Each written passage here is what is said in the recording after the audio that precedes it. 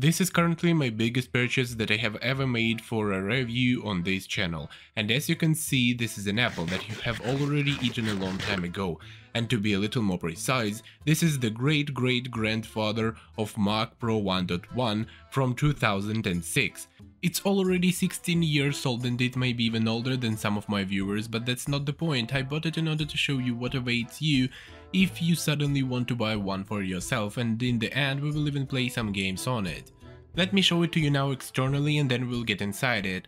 As you can see, the old man survived 2 world wars: Vietnam, Afghanistan, Iraq, Syria and even Ukraine, and escaped with only minor injuries. It does not affect performance, but it directly affects stability. I can't even imagine how the previous owner made it. Of these obvious defects, that is the only one serious.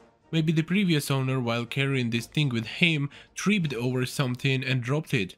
What about advantages? There are lots of them. Firstly, the price. This elderly handsome dude cost me only 1,800 hryvnias or $65, which is really cheap for such a heap of pleasure, but at the time of the release, a configuration as I currently have costed around $2,500, and there is only 1GB of RAM. By the way, it weighs quite a lot, as much as 20 kilograms. The case is completely made of aluminum, and even if I sold it for scrap, I would return as much as 500 hryvnias. But we still have the feeling the most delicious is usually inside. I will show you what's there. In order to remove the side cover here, such a lock is provided at the back of the case. Pushing aside and we have the opportunity to remove the armored cover. Really, here such a thickness of metal seems to have been made to hold bullets of BMG caliber, a very heavy cover.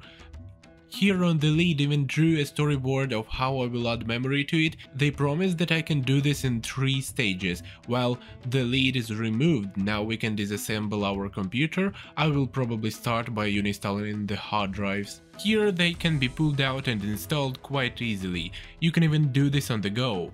Next, Razer card for RAM. There is only one here, but there should be 2. The plugs on the case are removable. Well, for $2,500 they can all be disposable, right? It has a gaming GPU, by the way. Then I decided to remove fans, but I forgot that I need to remove armor plate first. But in order to remove it, I will need to move the basket for Razer cards slightly to the side, which is securely held on 4 screws. After unscrewing them, it isn't difficult to move the basket. Well, now you can remove the plate that hides 2 huge tower radiators under it. And it will not be difficult to remove the fans, right? I have a feeling that I'm the first one to open this computer in 16 years. You can see how much cashmere is stuck on the radiators here. From all of this you can sew a wall for coat for yourself. The fans here are really great. They make almost no sound. I will remind you this computer is 16 years old, but it feels like they have a power reserve of 50 years. Guess the riddle, why the fan first spins counterclockwise and then clockwise? You have 10 seconds to answer. Next you need to remove the card basket, although this is more of an extractor hood judging by how everything is arranged here. And god, you have no idea how much I suffered with this one. The problem wasn't the fact that it's on latches, and until you pull it inside the basket, you won't pull the basket out. I watched the disassembly of the Mac on the internet and fucking no one showed how to remove this shitty fan. By the way, it held on 8 latches. Then I tried to remove 2 towers under which there are 2 771 sockets armed with the 65nm Xeons, but I don't have the right tools to remove them, so I will leave them alone and I will take them off when I will upgrade this PC, because the power system here in theory should digest 240 watts of power. Okay, I will put this garbage back, which by the way is connected to this connector, and I will screw it with a screw so that it doesn't fly back to USA. No matter how, but I will still make a small upgrade to this box for our elderly gentleman. I have 16GB of server RAM with this marking, by the way, although who cares, it costed me 600 hryvnias or $20. I also bought the missing Razer card so that we had 4 channels. Yes, don't be surprised. This is essentially a server computing machine. The only trouble is that this card is from Mac Pro 2.1 and I have Mac Pro 1.1, and the icing on the cake will be the introduction into this elderly box, my RX 580.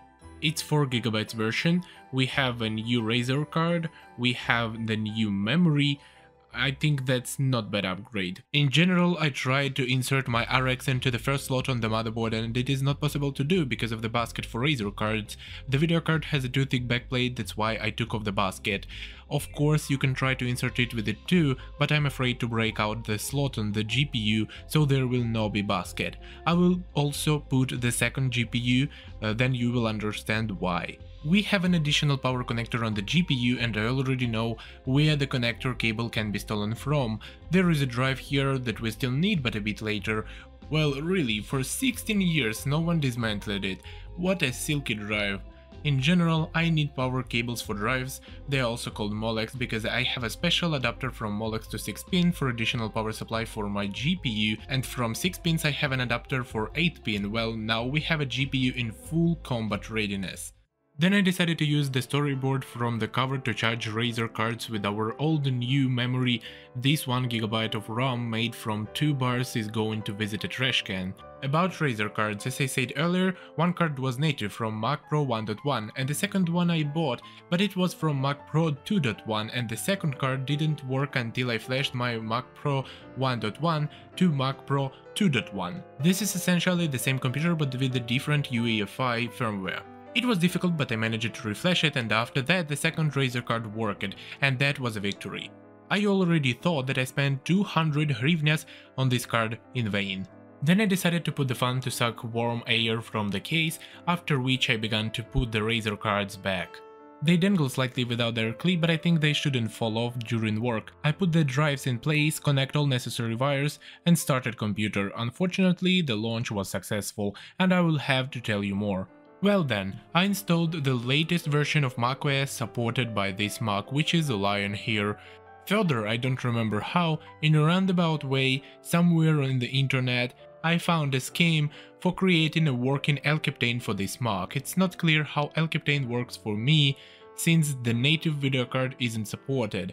I would save a lot of time if I knew the fact that Windows need to be installed on a separate disk and that the second disk with macOS needs to be installed too. So I went and bought DVD from the store. When I was buying it, the seller looked at me like I was an idiot. They also sold me the dirty one. How can I trust sellers after that? I installed a special, modified version of Windows 10 on this disk. I inserted it to the drive, and lo and behold, I can reinstall Windows. I need a Pro version since only it can see more than one processor. Well, finally Windows 10 is in touch. However, in order to boot from it, you need to hold the Alt button every time before turning on the computer to select the boot disk. Well, here are 2 CPUs and 16GB of memory. Microsoft Edge runs on the same technology as Google Chrome, but with the added trust of Microsoft. The cunning Internet Explorer popped up when I intended to download Google Chrome. Try our new Microsoft Edge browser designed specifically for Windows 10. Look how cunning, no thanks. The memory here is heated at 93 degrees. It's just so hot here that I wanted to eat a shish kebab. Look how harmonious.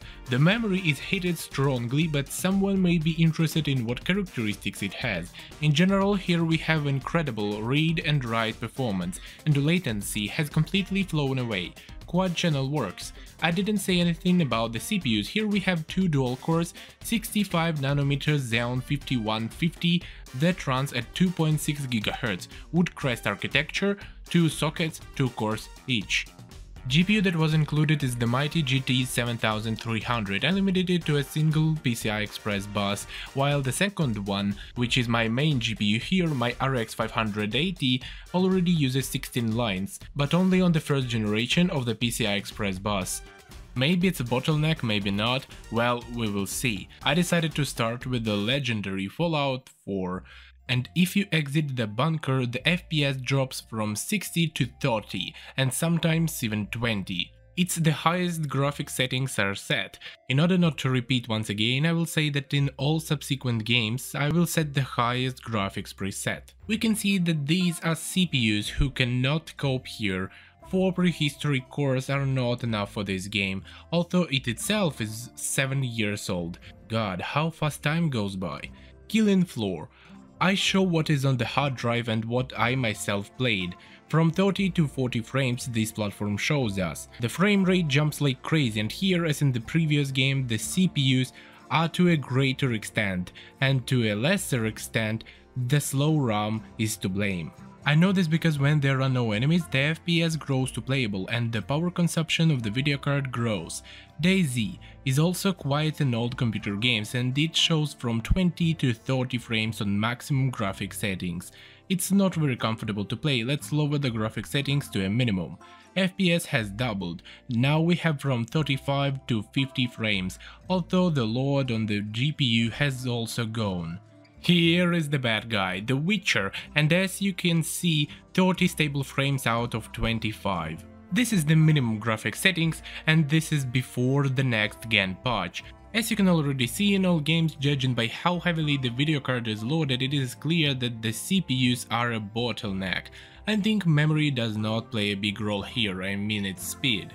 Counter-Strike works almost perfectly, but monitoring isn't working here. Anyway, you can pass CSGO with these settings. Bastard! PUBG Ultra Graphics settings, and once again CPUs. A stable 100% load on all 2 sockets and all 4 CPU cores. It's simply impossible to play. I think if you will plug 2 CPUs in this computer, 4 cores each, then the situation will not change much. Oh, you scum! Well, what kind of idiots, I waited for half an hour for the launch of the game and as soon as I entered I was immediately kicked. Fuck this Rust. Okay, fortunately Doom Eternal and Cyberpunk can't be launched on these CPUs since them do not have necessary instructions. In general, as you have seen, we are limited by the capabilities of dual-core Xeons. If you really like this video, then I will buy 2 top CPUs for this Mac, I will install the games on the SSD and do the tests again. I think there will be a 2-fold increase in the numbers of frames, or at least 75% performance will increase, since I think that the PCI Express slot doesn't limit the GPU at all, despite of the fact that it's only the first generation, but the video card uses all 16 lines. Once, about 12 years ago, it was a real beast, and now this Mac has turned into a toy for solving hard-to-tangle puzzles. I have been tormented with it for a whole week, trying to install unsupported operating systems on this old rubbish. And I will explain to you why. As you can see, Apple is trying to make pretty high quality products, but no doubt expensive, but high quality. The PC is already 16 years old and even the GPU hasn't died in it. The fans are like new, the memory, I checked, both bars are working. Despite the fact that they are heated to 90 degrees while working, well, Apple cannot do it poorly because it will hit its reputation, but is it normal to buy a new piece of iron if the old one works fine for itself? Apple act in a cunning way, they deliberately make their products become obsolete not physically but programmatically. They put a crutch where it is beneficial for them. For example, you can officially install OS X 10.7 Lion on this Mac, but this PC without any problems works even with the latest operating systems. But there is a 32-bit UEFI, which 64-bit operating system just can't see.